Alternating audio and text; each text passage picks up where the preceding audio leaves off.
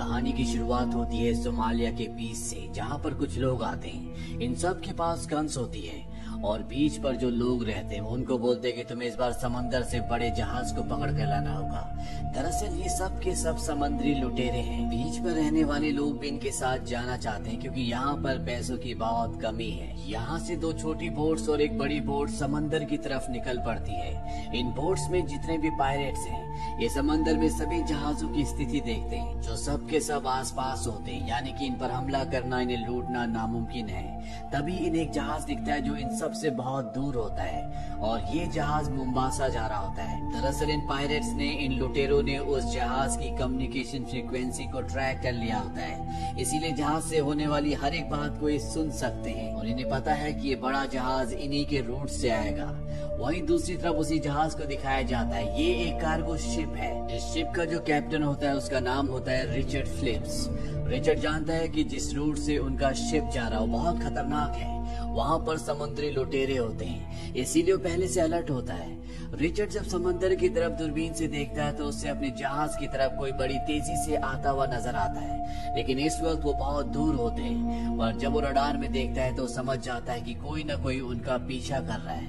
वो अपने crew member को कहता है कि जहाज को लेफ्ट लो, और जब जहाज लेफ्ट जाता है तो वो जो इनका पीछा कर रहे होते हैं वो भी इनके पीछे आना शुरू हो जाते हैं। और यहाँ पर रिचर्ड फिलिप्स समझ जाता है कि ये पायरेट्स हैं, समुद्री लुटेरे हैं जो इनके जहाज को लूटने के लिए आ रहे हैं। और इस बात की इंफॉर्मेशन वो UK maritime trade operation Dubai में देते हैं। ऑपरेटर कहते हैं कि मैंने तुम्हारी कंप्लेन रजिस्टर कर ली है, तुम सारे दरवाजे बंद कर लो, हो सकता है कि वो मछुआरे हो। कैप्टन फिलिप्स ये कहकर फोन काट देते हैं कि वो मछुआरे नहीं है। वो एक बार फिर से दूरबीन से उन्हीं बोट्स की तरफ देखते हैं जो कि अब उनसे मात्र 1 मील की दूरी पर है, और इस बार वो देख लेते हैं कि इन बोट्स पर जो भी आदमी है उन सब के पास हथियार हैं, यानी कि अब पूरी तरह से कंफर्म हो चुका है कि ये लुटेरे हैं। वो रेडियो उठाते हैं और पुलिस से कांटेक्ट करने की कोशिश करते हैं। उन्होंने पुलिस से पहले भी कांटेक्ट करने की कोशिश की थी, लेकिन उनका कनेक्शन पुलिस से नहीं हुआ। और इस बार फिलिप पुलिस को बोलते हैं कि हमारे पीछे 2 बोट्स आ रही हैं जिनमें हथियारबंद लुटेरे हैं, हो सकता है कि इनके पीछे इनकी बड़ी बोट आ रही हो। दरअसल फिलिप्स ये जानते हैं कि जो लुटेरे हैं वो इनकी बात सुन रहे हैं।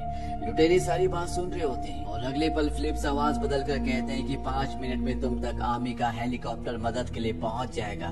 दरअसल फिलिप्स का इस बार भी पुलिस से कोई कनेक्शन नहीं हुआ होता। वो खुद ही आवाज बदलकर बोलते हैं ताकि लुटेरों को ये बात पता चल जाए और वो वापस चले जाए। और होता भी ऐसे ही है। दोनों बोट्स में से एक बोट वापस चली जाती है क्योंकि वो अपनी जान का खतरा नहीं लेना चाहती। वहीं पीछे एक और बड़ी बोट होती है जिसमें एक बूढ़ा आदमी होता है, वो भी डर जाता है और इनका पीछा करना बंद कर देता है। पर अब भी एक बोट जिसमें 4 लुटेरे हैं वो लगातार शिप के पीछे जा रहे होते हैं। कैप्टन फिलिप्स कहते हैं कि इन्हें लहरों में उलझाना होगा और शिप की स्पीड कम कर देते हैं, उसे राइट और लेफ्ट ले जाते हैं जिससे बहुत बड़ी बड़ी लहरें बनती हैं। और लहरों के प्रेशर की वजह से इन 4 लुटेरों की बोट का इंजन खराब हो जाता है। वहीं कैप्टन फिलिप्स का शिप अब इनसे दूर निकल चुका है। रात को यहाँ पर जितने भी क्रू मेंबर्स होते हैं वो सब के सब मिलते हैं। ये आपस में डिस्कस करते हैं कि अगर उन्होंने दोबारा से हमला किया तो हम क्या करेंगे। कैप्टन फिलिप्स कहते हैं कि हम उन्हें रोकेंगे जिस तरह से आज हमने उन्हें रोका था। पर इनमें से एक कहता है कि हमारा काम लुटेरों से लड़ना नहीं है बल्कि शिप को एक जगह से दूसरी जगह तक ले जाने का है। क्यों ना हम शिप को दूसरे रूट से ले जाएं और एक ऐसी जगह पहुंच जाए जहां हम इन लुटेरों की पहुंच से बहुत दूर हो। वैसे भी अगर हम शिप को पूरी स्पीड से चलाएं तो 8 घंटों में हम 100 से 150 मील का सफर तय कर सकते हैं। कैप्टन फिलिप्स सबको समझाते हैं कि अफ्रीका के जिस इलाके में हम इस वक्त हैं, यहाँ पर लुटेरों के 5 अलग अलग ग्रुप्स काम करते हैं। हर 300 मील पर हमें लुटेरों का सामना करना पड़ेगा, इसीलिए हमें अपनी सही डेस्टिनेशन यानी कि मुंबासा की तरफ जाना चाहिए। और ये उसी तरफ निकल पड़ते हैं। पर अगली सुबह एक बार फिर से वही लुटेरे जिनकी बोट का इंजन खराब हो गया था वो इनके शिप का पीछा करना शुरू कर देते हैं। कैप्टन फिलिप्स ये देख लेते हैं, इसीलिए समुद्री पुलिस को कॉल करते हैं और इस बार उनका कनेक्शन मिल जाता है। वो समुद्री पुलिस को बताते हैं कि कुछ लुटेरे हमारे शिप के ऊपर हमला करने वाले हैं। समुद्री पुलिस कहती है कि हम जल्दी तुम तक मदद भेजने की कोशिश करेंगे। यहाँ पर कैप्टन फिलिप्स जहाज के चारों तरफ जो पानी के प्रेशर पंप्स होते हैं उन्हें ऑन कर देते हैं ताकि पानी के प्रेशर से लुटेरों की बोट इनके शिप तक ना पहुँच पाए। वो उन पर हमला भी करते हैं लेकिन उस हमले से वो बच जाते हैं और अब चारों लुटेरे इनके शिप के ऊपर पहुँच चुके हैं। कैप्टन फिलिप्स समझ जाते हैं कि उनका जहाज अब उनके कब्जे में है, इसीलिए टेलीफोन से वो अपने लोगों को अनाउंस करते हैं कि सब के सब नीचे इंजन रूम में छुप जाएं। मैं नहीं चाहता कि कोई भी बंदी बने जब तक मैं बाहर निकलने से पहले एक पासवर्ड सफर टाइम ना बोलूं, कोई भी बाहर नहीं निकलेगा। और अब यहाँ पर वो चारों लुटेरे पहुंच जाते जो कैप्टन फिलिप्स को और उनके 2 लोगों को बंदी बना लेते हैं। इनका जो सरदार होता है उसका नाम म्यूसा होता है। वो कैप्टन फिलिप्स को कहता है तुम्हें डरने की जरूरत नहीं है, हम यहाँ किसी को मारने नहीं बल्कि सौदा करने के लिए आए हैं। कैप्टन फिलिप्स इन सभी लुटेरों को बताते हैं कि इस पूरे शिप में सिर्फ खाने पीने का सामान और डॉक्यूमेंट्स हैं। हमारे पास मात्र $30,000 हैं। अगर तुम चाहो तो पैसा लेकर तुम यहाँ से जा सकते हो। लुटेरों का सरदार म्यूसा कहता है कि हम भिखारी नहीं हैं, तुम अपने सभी साथियों को ऊपर डेक पर बुलाओ। कैप्टन फिलिप्स फोन से अनाउंसमेंट करते हैं कि सब के सब ऊपर आ जाओ, लेकिन उन्होंने पासवर्ड नहीं बोला होता, यानी कि सफर टाइम, इसीलिए कोई भी नहीं आता। साथ ही नीचे से शिप को भी बंद कर दिया जाता है। और जब शिप बंद हो जाता है तो यहाँ पर लुटेरों का सरदार म्यूसा कहता है कि ये बंद कैसे हो गया। कैप्टन फिलिप्स कहते हैं कि हमने इसे बहुत स्पीड से चलाया था, इसीलिए शायद इसमें कुछ खराबी आ गई। यहाँ पर लुटेरे एक बार फिर से अनाउंसमेंट करते हैं। वो कहते हैं कि नीचे जितने भी लोग हैं अगर जल्द से जल्द ऊपर ना आए तो हर 1 मिनट में हम तुम्हारे एक आदमी को मार देंगे। और इस बार भी कोई ऊपर नहीं आता क्योंकि ये कैप्टन फिलिप्स के ऑर्डर थे, जब तक वो पासवर्ड नहीं कहेंगे सफर टाइम कोई भी बाहर नहीं आएगा। वो म्यूसा को अपने लोगों को ना मारने के लिए कन्विंस भी कर लेते हैं। म्यूसा कहता है कि मैं नीचे जाकर चेक करना चाहता हूँ। दरअसल वो सभी लोगों को ढूंढ कर ऊपर लेकर आना चाहता है। कैप्टन फिलिप कहते हैं कि ठीक है, नीचे इमरजेंसी लाइट ऑन है, अगर वो बंद हो गई तो हमें वहाँ कुछ भी नहीं दिखेगा, हमें ध्यान रखना है कि वो बंद ना हो। और ये कहते हुए उनके हाथ में जो वॉकी टॉकी होता है वो उसका बटन ऑन कर देते हैं। इसीलिए नीचे इंजन रूम में जितने भी लोग छुपे होते हैं वो सब के सब ये बात सुन लेते हैं। वो समझ जाते हैं कि उन्हें इमरजेंसी लाइट को बंद करना होगा, नहीं तो वो लोग यहाँ पर आकर इन्हें ढूंढ लेंगे। इनमें से एक आदमी जनरेटर बंद करने के लिए निकल जाता और दूसरा पानी लेने के लिए। वहीं दूसरी तरफ कैप्टन फिलिप्स, म्यूसा और एक और आदमी, ये तीनों के तीनों नीचे आना शुरू करते हैं। कैप्टन फिलिप्स जानबूझकर उसे उस जगह ले जा रहा होता है जहाँ पर वो नहीं है, और म्यूसा वहीं पर लगे हुए एक मैप को देख लेता है जिससे उसे पता चलता है कि इंजन रूम सबसे आगे है। वो फिलिप्स से कहता है कि मुझे सबसे पहले इंजन रूम में जाना है क्योंकि सारी खराबी सारी गड़बड़ी वहीं से हुई है।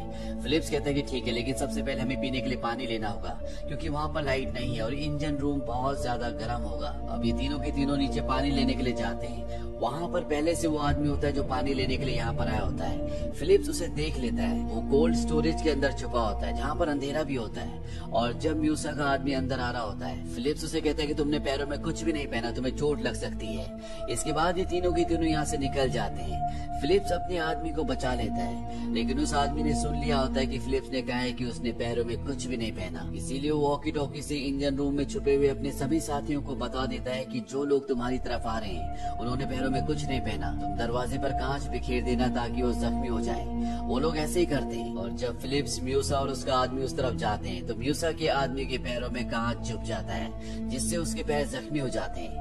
अब ये तीनों के तीनों इंजन रूम के अंदर है जहाँ पर सभी लोग छुपे हुए हैं, पर तभी यहाँ पर लाइट चली जाती है क्योंकि बाहर जो आदमी गया था उसने जनरेटर ऑफ कर दिया होता है। म्यूसे लाइट ऑफ होने की वजह से गुस्सा हो जाता है। फिलिप्स से पूछता है कि सब क्या हो रहा है। फिलिप्स कहता है कि मुझे कुछ नहीं पता, मैं तुम्हारे साथ हूँ, हमें ऊपर चलना चाहिए क्योंकि अंधेरे में हम यहाँ पर किसी को नहीं ढूंढ सकते।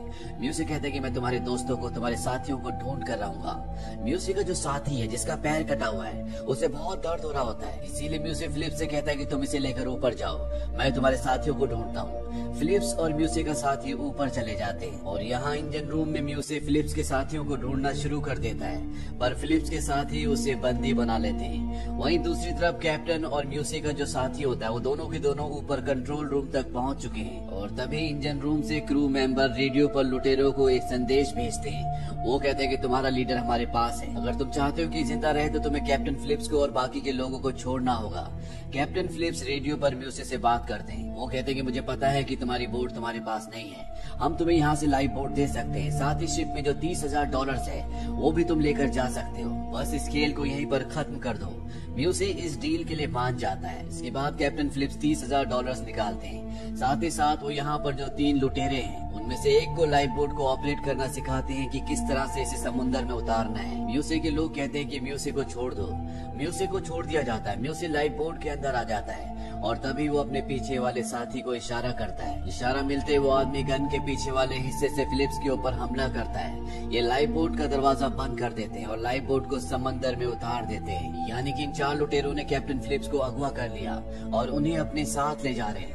पर जो बड़ा शिप होता है वो भी लगातार उस छोटी सेफ्टी बोट के पीछे जा रहा होता है, क्योंकि क्रू मेंबर्स नहीं चाहते कि कैप्टन फिलिप्स उनकी आंखों से ओझल हो। वहीं ये बात अब यूएस नेवी को भी पता चल जाती है और बहुत जल्द वो अपने ड्रोन्स यहाँ पर भेज देते हैं, जिनमें कैमरास लगे होते हैं। वो लगातार लाइव बोट को देख रहे होते हैं। दरअसल ये लाइव बोट अब सीधा सोमालिया जा रही है, जहाँ के सारे लुटेरे हैं। वहाँ जाकर ये उस कंपनी से, जिस कंपनी के लिए कैप्टन फिलिप्स काम करते हैं, उनसे पैसों की मांग करेंगे।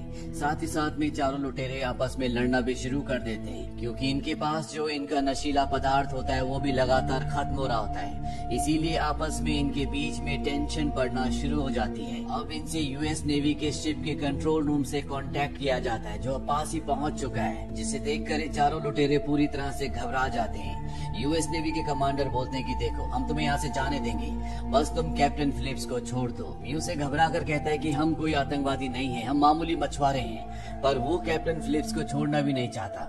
वो कहता है कि हम कैप्टन फिलिप्स को तभी छोड़ेंगे जब तुम हमें $10 मिलियन दोगे। म्यूसी को बताया जाता है कि ये इतना आसान नहीं है, इसमें वक्त लगता है, लेकिन तब तक हम तुम्हें खाना और पानी देने आना चाहते हैं। म्यूसी इस बात के लिए मान जाता है, क्योंकि उनके पास खाना और पानी दोनों की कमी होती है। कुछ ही देर बाद यूएस नेवी की 2 छोटी बोट्स इन तक पहुंच जाती है। वो कहते हैं कि हम पहले कैप्टन फिलिप्स को देखना चाहते हैं। वो कैप्टन फिलिप्स को बाहर लेकर आते हैं। कैप्टन फिलिप्स यूएस नेवी से पूछते हैं, क्या मेरे परिवार को पता है कि मैं कहाँ पर हूँ? यूएस नेवी कहती है कि हाँ, हम उन्हें पल पल की खबर दे रहे हैं। कैप्टन फिलिप्स कहते हैं कि मेरे परिवार को पता होना चाहिए कि मैं लाइव बोट में सीट नंबर 15 पर हूँ। दरअसल ये एक तरह से यूएस नेवी को इंडिकेशन होता है कि वो लाइव बोट के अंदर सीट नंबर 15 पर बैठे हुए हैं। वहीं म्यूसे का साथी जब देखता है कि म्यूसे लगातार नेवी वालों से बात कर रहा है, तो वो कैप्टन फिलिप्स के कान के पास गोली चलाता है और म्यूसे को अंदर आने के लिए बोलता है। वो कहता है कि तुम्हें उनसे ज्यादा बात करने की जरूरत नहीं है। यहाँ पर जब नेवी वाले गोली की आवाज सुनते हैं तो वो अपनी बोट्स को वापस बुला लेते हैं। इसके बाद एक बार फिर से म्यूसे को रेडियो पर कॉल किया जाता है, ये जानने के लिए कि कैप्टन फिलिप्स ठीक है कि नहीं। कैप्टन फिलिप्स कहते हैं कि मैं ठीक हूँ। यहाँ पर अब रात हो जाती है और बहुत जल्द अब ये सोमालिया पहुँच जाएंगे। अगर ये सोमालिया पहुंच गए तो इसके बाद यूएस नेवी या आर्मी चाहकर भी कैप्टन फिलिप्स को नहीं ढूंढ पाएगी। कैप्टन फिलिप म्यूसी को कहते हैं कि मुझे टॉयलेट जाना है। वो उसे टॉयलेट जाने की इजाजत दे देते हैं। उनके साथ बाहर वही लुटेरा होता है जिसके पैर पर कांच चुभा था। कैप्टन फिलिप्स उसे पानी में धक्का देते और खुद भी पानी में दूसरी तरफ कूद जाते हैं। वो अपने बड़े बड़े यूएस नेवी के शिप्स की तरफ बढ़ना शुरू कर देते हैं। वहाँ पर यूएस नेवी को पता चल जाता है कि पानी में कोई 2 लोग कूदे हैं, लेकिन अंधेरा होने की वजह से वो कंफर्म नहीं कर पाते। और इससे पहले कि यूएस नेवी कोई एक्शन ले पाती या कैप्टन फिलिप्स तक पहुंच पाती, म्यू से लाइव बोट लेकर उस तक पहुंच जाते हैं और एक बार फिर से वो कैप्टन फिलिप्स को पकड़ लेते हैं। पर अब यहाँ पर हेलीकॉप्टर से यूएस सील भी पहुंच चुकी है, जो चारों तरफ से इनकी लाइव बोट को घेर लेती है। इन्हें बताया जाता है कि तुम चाहे कुछ भी कर लो, तुम्हें सोमालिया नहीं जाने दिया जाएगा। अगर तुम कैप्टन फिलिप्स को छोड़ देते हो तो हम तुम्हें यहाँ से जाने देंगे। पर ये लुटेरे जानते हैं कि ऐसा कुछ भी होने वाला नहीं है, इसीलिए म्यू से गन पॉइंट पर कैप्टन फिलिप्स को बाहर ले जाता है। इसके बाद वो रेडियो पर कहता है कि अगर किसी ने जरा सी भी चालाकी की तो मैं इस कैप्टन को मार दूंगा। वहाँ से एक दूसरा ऑफिसर बताता है कि हमने तुम्हारे बॉस से बात कर ली है। साथ ही साथ वो इन चारों के नाम और पूरी आईडी भी बताता है। वो कहता है कि हम तुमसे सौदा करने के लिए तैयार हैं, पर तुम में से एक को हमारे पास आना होगा। म्यू से वहाँ जाने के लिए तैयार हो जाता है। अगले पल यहाँ पर यूएस नेवी की 2 बोट्स आ जाती हैं और वो लुटेरों की लाइव बोट पर एक रस्सी बांध देते हैं ताकि इनकी बोट उनके कंट्रोल में रहे। साथ ही साथ वो इनकी बोट पर एक डिवाइस भी लगा देते हैं ताकि जो भी ये बातें अंदर करे वो सब के सब सुन सके। यूएस नेवी वाले कैप्टन फिलिप को पहनने के लिए एक ड्रेस देते हैं और कहते हैं कि तुम अपनी जगह पर वापस बैठ जाना, और म्यूसी को यहाँ से लेकर चले जाते हैं। इसके बाद बचे हुए 3 लुटेरों की लाइव बोट की तरफ बड़ी बड़ी लाइट्स जला दी जाती है, जिससे उन्हें आगे कुछ भी नहीं दिखता। और सामने यूएस आर्मी के शिप पर जो स्नाइपर्स होते हैं वो इन्हें निशाने पर लेने की कोशिश करते हैं, पर सब के सब निशाने पर नहीं आते। अब वो इनकी लाइव बोट को अपनी तरफ खींच भी रहे होते हैं। लुटेरे इस बात को माइंड नहीं करते क्योंकि इनका एक आदमी उन्हीं के पास है। साथ ही साथ इनकी डील भी होने वाली है। वहीं कैप्टन फिलिप्स को लगता है कि अब वो नहीं बचेंगे क्योंकि यहाँ पर टेंशन बहुत ज्यादा बढ़ चुका होता है और वो अपने परिवार को लेटर लिखते हैं। तभी एक लुटेरा उन्हें देख लेता है, उनके आपस में हाथापाई होना शुरू हो जाती है और जल्दी ये फिलिप्स को कंट्रोल कर लेते, उसके हाथ बांध देते, साथ ही आंखों में पट्टी भी बांध देते हैं। और ये लुटेरे समझ चुके हैं कि इनके साथ खेल खेला जा रहा है और इनमें जो सबसे खतरनाक और सबसे बड़ा लुटेरा होता है वो तय करता है कि वो फिलिप्स को शूट कर देगा, जबकि दो लुटेरे होते हैं वो ऐसा नहीं चाहते। वहीं अमेरिकन स्नाइपर्स जिन्होंने इन्हें निशाने पर लिया हुआ है, उनके निशाने पर अभी दो होते हैं। अब इन्हें ऑर्डर मिलते हैं कि इनकी बोट को खींचना बंद करो, और जैसे वो लाइफ बोट को खींचना बंद करते हैं उनकी लाइफ बोट पर एक झटका लगता है, जिससे तीनों के तीनों लुटेरे निशाने पर आ जाते हैं और स्नाइपर्स उन तीनों को एक साथ मार देते हैं। इसके बाद कैप्टन फिलिप्स को रेस्क्यू कर लिया जाता है। हालांकि वो अभी भी एक गहरे सदमे में होते हैं, पर उनकी जान बच चुकी है। इसी के साथ ये कहानी खत्म हो जाती है। म्यूसे जिसे यूएस नेवी ने पकड़ लिया था उसे 33 सालों की सजा दी जाती है। आज भी वो जेल में है। ये कैप्टन रिचर्ड फिलिप्स की जिंदगी की सच्ची घटना है जो सन 2009 में घटी थी, और सन 2013 में इस पर फिल्म बनी थी कैप्टन फिलिप्स। IMDb पर इस फिल्म की रेटिंग है 7.8। इस फिल्म का बजट था $55 मिलियन और बॉक्स ऑफिस पर इसने कमाई की थी $220 मिलियन की। उम्मीद करते हैं कि सच्ची कहानी आपको पसंद आई होगी।